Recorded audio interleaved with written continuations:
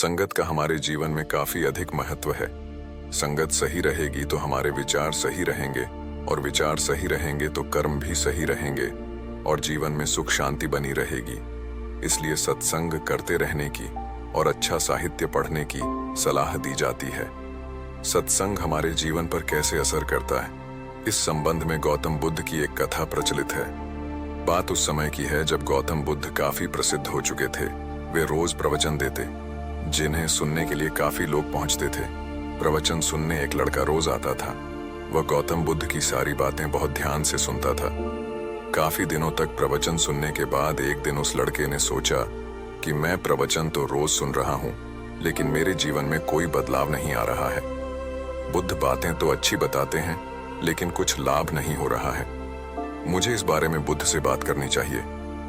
अगले दिन वह लड़का बुद्ध से बात करने की इच्छा लेकर पहुंच गया।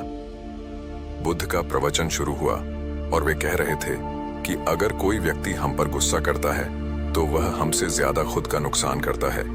अगर हम भी दूसरे के गुस्से का जवाब गुस्से से ही देते हैं तो हम खुद का नुकसान कर लेते हैं।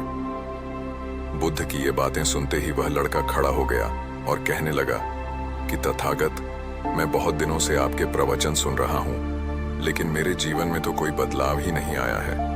मुझे तो प्रवचन सुनने से कोई लाभ नहीं हो रहा है। बुद्ध ने अपने प्रवचन बीच में रोके और उस लड़के की बात सुनने लगे। जब वह लड़का चुप हो गया तो बुद्ध ने उससे पूछा कि तुम कहाँ रहते हो?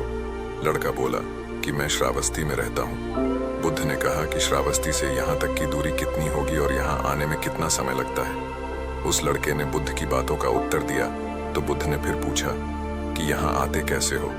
उसने बताया कि मैं कभी पैदल आता हूँ, कभी सवारी का कोई साधन मिल जाता है तो उससे आ जाता हूँ। बुद्ध ने फिर एक नया प्रश्न पूछ लिया कि क्या तुम यहाँ बैठे बैठे अपने घर पहुंच सकते हो?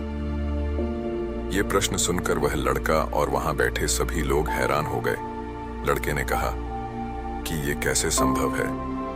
मैं बैठे बैठे कहीं और नहीं पहुंच सकता, इसके लिए तो मुझे ही चलकर जाना होगा।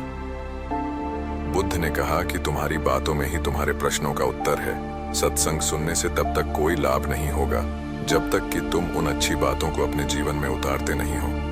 जब तक तुम अच्छे काम नहीं करोगे, इच्छाओं का त्याग नहीं करोगे, बुराइयों से दूर नहीं रहोगे, तब तक तुम्हारे जीवन में कोई बदलाव नहीं आएगा। सिर्फ प्रवचन सुनने से, यहाँ बैठने से जीवन में कोई बदलाव नहीं आएगा। बुद्ध ने आगे कहा कि अगर तुम कोई अच्छा करना चाहते हो तो उसके लिए तुम्हें प्रयास करना होंगे। विचार करने से काम नहीं होगा।